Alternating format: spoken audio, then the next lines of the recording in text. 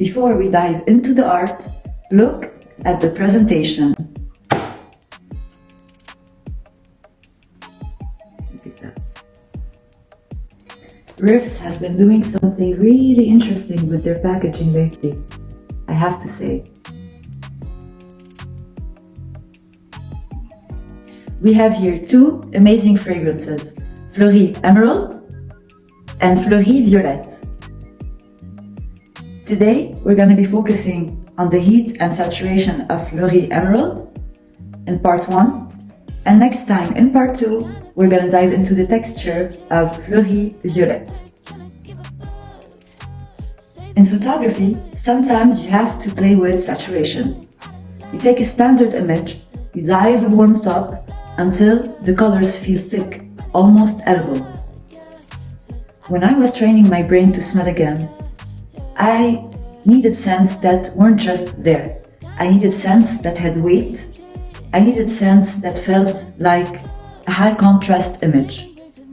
Because I hadn't just lost the light, I had lost the color. I couldn't feel the warmth of a scene. Finding my way back to fragrances like this felt like turning the saturation slider back up on a grayscale image. Fleurie Emerald isn't just a scent, it's a high contrast landscape, bright highlights of citruses over deep dark shadows of caramel. Hi guys, hi friends, I'm Sandra and welcome back to my channel where we look at the art, the notes and the soul of a scent.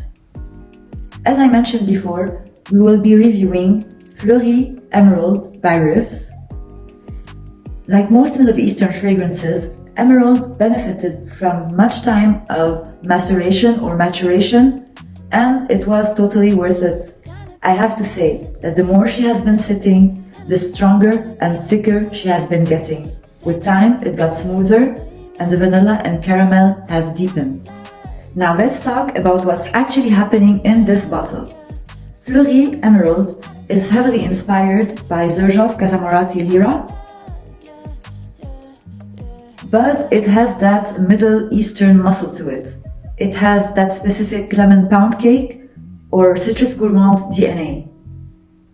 Now let's look at the notes. Right off the top, you get this blood orange, lemon peel and lavender. This is not a soft citrus. It has that sharp and zesty opening that hits you immediately. This is the flash of the fragrance. The heart is where the magic happens. Cinnamon, licorice, star anise and white flowers. The cinnamon and licorice give it that spicy, burnt sugar vibe, a spicy warmth that balances the sweetness. This adds artistic grain and gives the sweetness a sophisticated edge. Now in the base, you get caramel, vanilla and musk. The dry down, a thick, heavy caramel and vanilla. It smells like a pound cake drizzled in warm toffee. The gourmand finish that stays on the skin. This is the shadow, or more like the depth of field, where it's what's left in the frame long after the subject has gone. The vibe is warm, cozy and delicious. It smells like a sophisticated bakery, specifically a lemon pound cake drizzled with caramel and dusted with spices. Artistically, I look at this like a high saturated photo. You know when you take a picture of a sunset and you turn the vibrance up until the oranges and the reds almost bleed? That is Fleurie Emerald. It's a high-key gourmand. It's not shy. I love how this one tells a story. It's like a photo walk in the morning where it starts crisp and ends in the warmth of the evening. It's a true evolution on the skin. In photography, Emerald is a time lapse where the light and colors shift as the sun moves. It's what I call a shifting frame. It doesn't give you everything all at once. The opening, the first 15 minutes, starts with that high shutter speed burst of blood orange and lemon peel, zesty and sharp. The development, 1 to 3 hours in, there the focus shifts. The citrus fades in the background and the midtones appear, the cinnamon and licorice. This is where it gets that spicy baked texture. The dry down, after 4 hours plus, this is where you are finally left with the soul of the scent, vanilla and caramel. It evolves from a fresh citrus to a warm, heavy gourmand.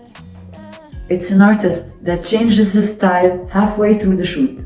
Now let's talk about performance, because this thing is strong. This isn't a skin scent.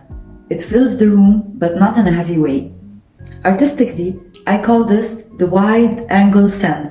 It fills a huge frame and covers a lot of ground.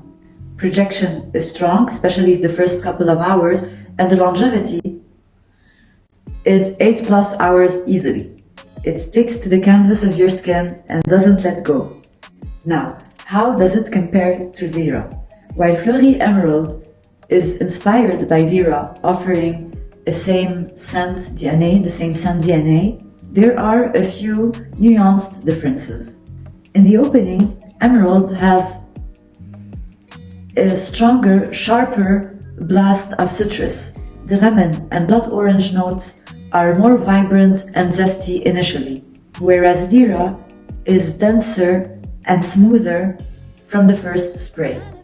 In the dry down, once it settles, they become nearly identical. Lira has a thicker, creamier vanilla, like heavy cream.